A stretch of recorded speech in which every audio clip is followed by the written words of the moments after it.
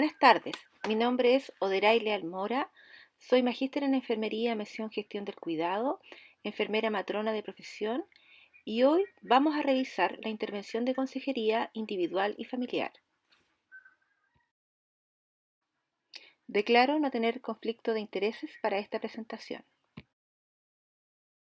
Las competencias específicas del módulo 3 son seleccionar un enfoque teórico de promoción de conductas en salud de acuerdo al riesgo familiar y desarrollar una propuesta de consejería individual o familiar de acuerdo al nivel de riesgo identificado.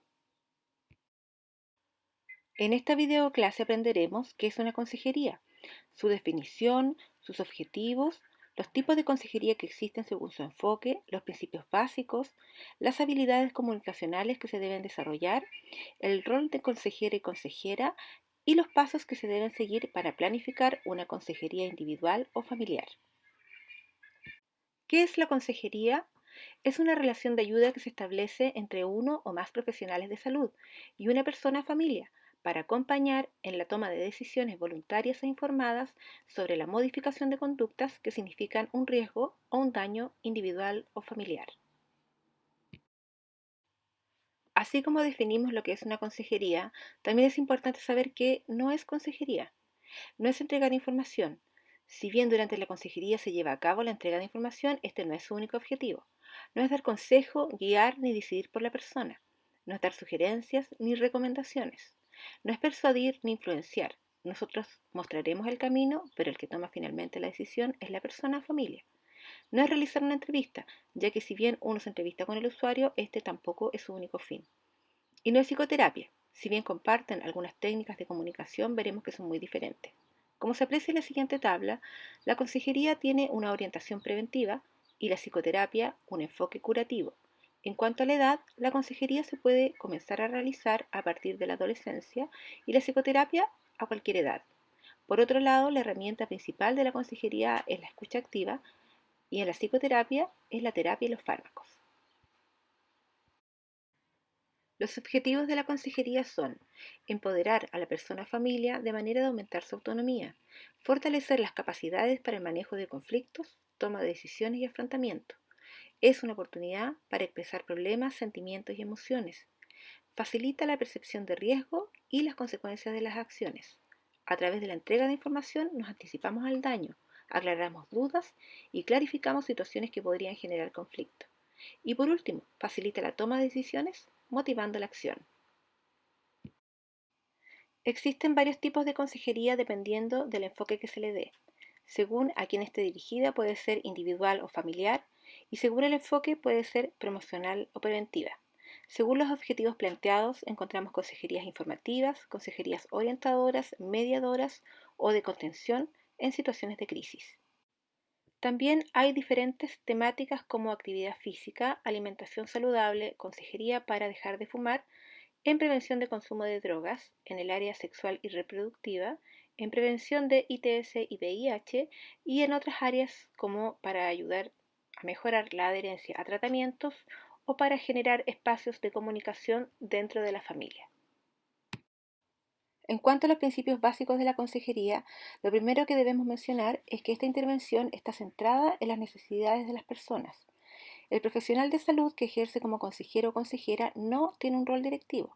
Generalmente uno está acostumbrado a decirle al paciente lo que debe hacer para mejorar su salud.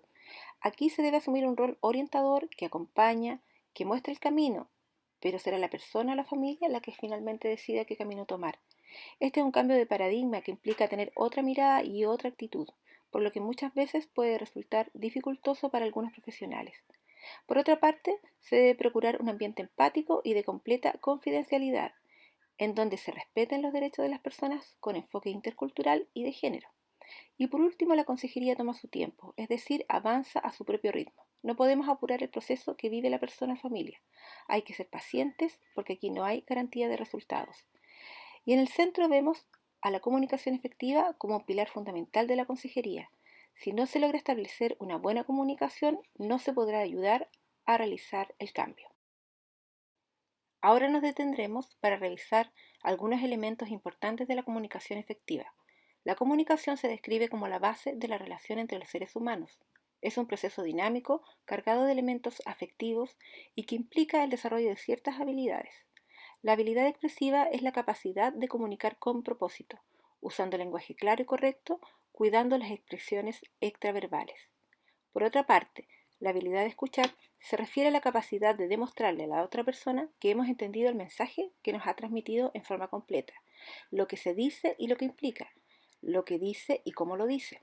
El saber escuchar es una habilidad que requiere de un esfuerzo consciente por parte de la persona, que debe ser aprendida y practicada. A continuación mencionaremos las técnicas de escucha activa que se utilizan en la intervención de consejería. Técnica de atención. Ayuda a formar el vínculo con el usuario. Implica estar física y psicológicamente involucrados en escuchar, poner atención y concentración en todo momento, en lo que se dice y en lo que no se dice. Se debe observar la postura, las reacciones, el tono de voz.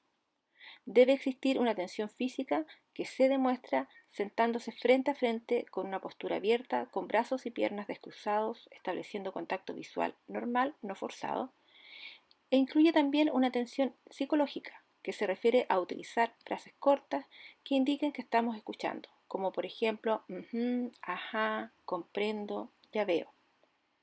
La técnica de parafraseo transmite comprensión y empatía y consiste en resumir en una breve oración lo esencial de lo dicho por la persona.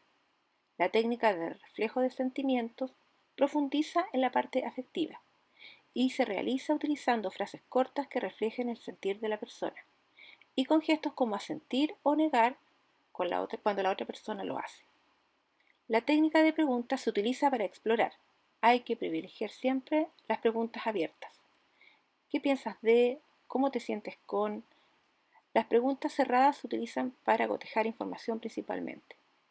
La técnica de aclaración se utiliza para clarificar nuestra percepción en caso de ambigüedad o imprecisión, para evitar llegar a conclusiones erróneas. Ahí se pueden utilizar frases como ¿a qué te refieres con? O ¿qué quieres decir con? ¿Qué te hace pensar eso? Y por último, la técnica de resumen se utiliza para cerrar el tema o cerrar la consejería y consiste en hacer una síntesis de un tópico en particular o de los temas principales tratados en la sesión. ¿Qué no hacer en escucha activa? No rechazar las emociones, por ejemplo, no decir no llore, recordar que las emociones no se pueden controlar y simplemente invaden a la persona. No minimizar la trascendencia diciéndole, por ejemplo, no se preocupe, esto va a pasar. No juzgar sus decisiones, no enjuiciar. Evitar decir eso está mal, eso está bien, eso es bueno, malo, incorrecto, correcto. No victimizar a la persona diciendo frases como, por ejemplo, pobre de ti, sé lo difícil que debe ser. No interrumpir ni terminar las frases por él o ella. Jamás forzar a hablar de un tema que no quiere tratar. No contar tu propia historia. Tu experiencia no lo va a ayudar. La persona es quien debe ser escuchada. No solucionar los problemas. La solución la debe encontrar la propia persona. Y no dar consejos. El rol de consejero o consejera se orienta a ayudar a clarificar situaciones, a reconocer y aceptar emociones, a visualizar salidas y a motivar la toma de decisiones. En cuanto a las características, tenemos una larga lista de atributos. Es deseable la experiencia en consejería o profesionales que tengan ganas de adquirirla. Ahí es ideal el acompañamiento por consejeros que tengan más experiencias a estos consejeros nuevos. Ser respetuoso de la confidencialidad de los temas tratados, respetuoso del criterio también de las demás personas, tolerante con las opiniones o conductas que pueden ir en contra de sus valores, ser comprensivo, empático, honesto y sincero, auténtico, congruente, comprometido, creativo e innovador, entre otras. En cuanto a las capacidades, se requiere de profesionales que posean habilidades comunicacionales o que estén dispuestos a adquirirlas y desarrollarlas, que permitan el libre flujo de ideas sin enjuiciar, flexible con sus propias creencias y valores y capaces de trabajar en equipo. En relación a las consideraciones, se recomienda que la familia elegida tenga la percepción del o los riesgos que se quieren abordar. De lo contrario, podría generar frustración y desgaste en el equipo de salud. Se recomienda también comenzar con familias menos complejas, es decir, con menor cantidad de factores de riesgo, de manera de ir adquiriendo experiencia a través del tiempo. El consejero o consejera se puede acompañar de un tutor con experiencia, siempre y cuando exista el consentimiento informado de parte del usuario o usuaria. Por otro lado, la participación de la familia puede surgir a partir de un caso índice con la identificación de un problema, desde la detección de los factores de riesgo de una familia o desde la propia iniciativa de un miembro de la familia de buscar ayuda. No olvidar el enfoque desde los factores protectores para promover un ambiente familiar favorable. A continuación revisaremos algunos conceptos importantes en la promoción de las relaciones familiares saludables. Primero, mejorar el nivel de la satisfacción de necesidades básicas. Factores como la pobreza, el acceso a la educación, los bajos ingresos, el trabajo inestable, se asocian a deterioro de la salud debido a la imposibilidad de satisfacer estas necesidades. Para fortalecer los vínculos sociales y la participación, que son recursos para el enfrentamiento del estrés y que se fortalecen a través de las interacciones sociales, dada la sensación subjetiva de apoyo. La participación social es crucial para atenuar el impacto de eventos habituales o inesperados productores de estrés. Promover el crecimiento y desarrollo personal, que está directamente relacionado con la autovaloración, autoestima, autonomía y sentido de capacidad de dominio sobre la realidad, fomentando a través de la generación de espacios para reconocer y expresar sentimientos, identificar fuentes de satisfacción e insatisfacción y desarrollar la creatividad, talentos y habilidades. Ampliar el conocimiento sobre las relaciones familiares y la crianza de los hijos. Este saber está influido por las creencias prevalecientes en la comunidad a la cual se pertenece. Las personas y familias tienen ideas, valores y creencias acerca de cómo se debe actuar en determinados escenarios. Por lo tanto, se debe propiciar espacios para contrastar las ideas, lo que permite a la larga corregir algunas ideas equivocadas y desarrollar un pensamiento más reflexivo. Ahora vamos a ver los pasos para planificar una consejería. La primera parte se llama preconsejería y consiste en interiorizarse del caso antes de ser intervenido. En él vamos a ver la familia o la persona con el factor de riesgo que va a participar voluntariamente en la intervención. Vamos a valorar la familia completamente con todas las herramientas de salud familiar que conocemos, con énfasis en los factores protectores y los factores de riesgo. Vamos a definir el objetivo de la intervención y vamos a realizar algunas acciones como, por ejemplo, la búsqueda de información basada en la evidencia disponible de acuerdo al tema que se va a abordar, ampliar el conocimiento también con respecto a creencias y actitudes y costumbres en torno al tema y por último, reflexionar sobre la propia experiencia en relación al tema, reconocer si realmente nosotros como consejeros somos idóneos para tratar este tema. Por ejemplo, si yo fumo, va a ser un poco difícil que realice una consejería antitabáquica. Por lo tanto, la idea es elegir al consejero más idóneo. Ahora revisaremos la segunda parte de la preconsejería, que es la planificación de la sesión.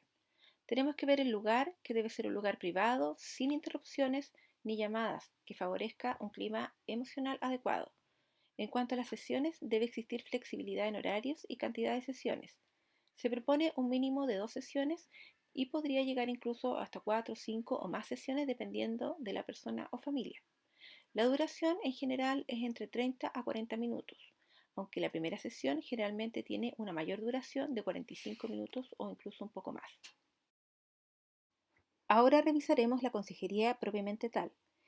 En la primera sesión de consejería se produce el encuentro social, que es el primer contacto. Allí uno le da la bienvenida y se presenta y establece que todos los temas tratados estarán bajo la confidencialidad a menos que estos tengan implicancias legales o estén relacionados con ideación suicida. Se debe actualizar el genograma por si algo ha cambiado e iniciar el desarrollo del vínculo.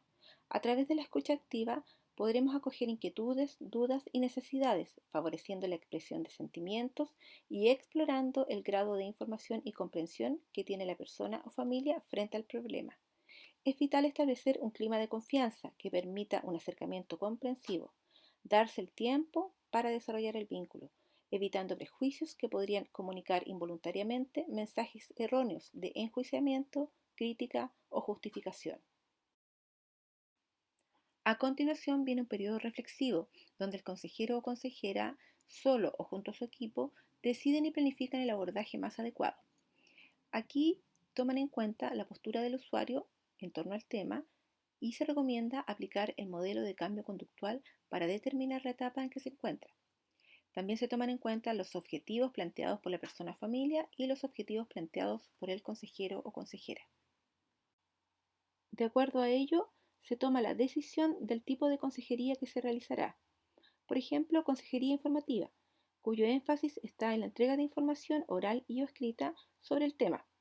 Entregan, por ejemplo, folletos, material didáctico, videos, direcciones de páginas web, etc., según las condiciones del usuario o usuaria.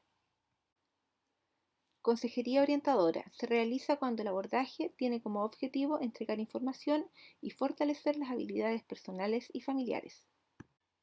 Y la consejería estratégica, que se realiza cuando la familia requiere cambios, por ejemplo, en el estilo de vida o necesita cambios en su forma de relacionarse y resolver problemas.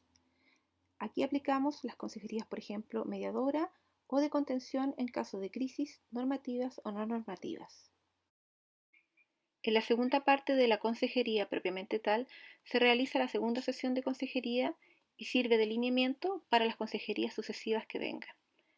Aquí se orienta empáticamente, explicitando la disposición del consejero o consejera a ayudar, demostrando interés en el funcionamiento familiar y en fortalecer los recursos que poseen, entregar información objetiva y dar a conocer distintas alternativas de salida, incentivar según la etapa de cambio en la que se encuentre. Y si se observa indecisión, no hay que forzar, hay que dar espacio y dejar siempre la puerta abierta. Al orientar sobre la toma de decisiones, hay que tener claro que la decisión la toma la persona o familia y los objetivos son definidos también por ellos. Deben establecer metas personales claras, posibles de alcanzar, con plazos concretos para la persona, no fijar metas para otros miembros de la familia. Plantear objetivos claros, como por ejemplo indicando la presencia de o la ausencia de. Tratar de no utilizar frases como dejar de.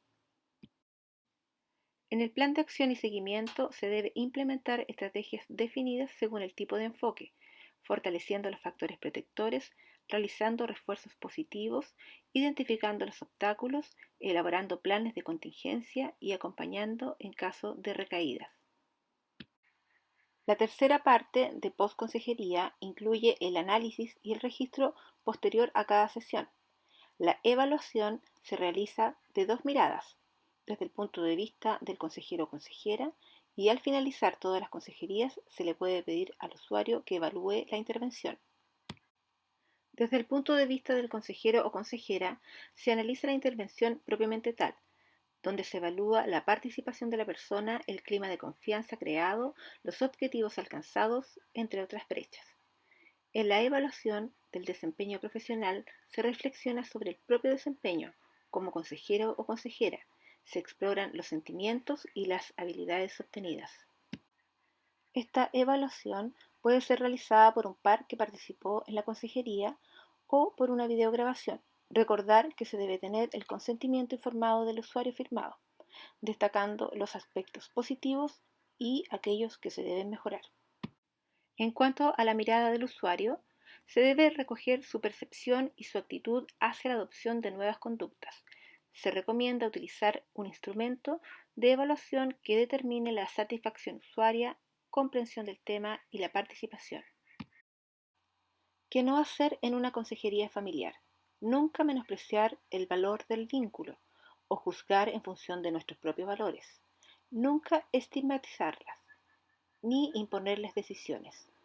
Nunca ignorarlas ni abandonarlas y darse el tiempo siempre para escuchar y acoger. Como reflexión final, para poder llevar a cabo la consejería debe existir un trabajo de equipo en que se entreguen asesoría a aquellos consejeros o consejeras que tienen menos experiencia o que no están siendo bien evaluados, para que tengan la oportunidad de mejorar los aspectos deficitarios acompañados de tutores más experimentados que los retroalimenten. Es importante destacar que las habilidades comunicacionales como la escucha activa se aprenden y desarrollan con la práctica, de modo que es probable que las primeras consejerías presenten mayor grado de dificultad y los resultados sean menos exitosos que las que se realicen con posterioridad. Aquí está la linkografía donde pueden encontrar los videos con las técnicas de comunicación de las que les hablé anteriormente en la escucha activa. Esta información también está en su bibliografía ya complementaria para que puedan acceder más fácilmente. Aquí está la bibliografía. Muchas gracias por su atención.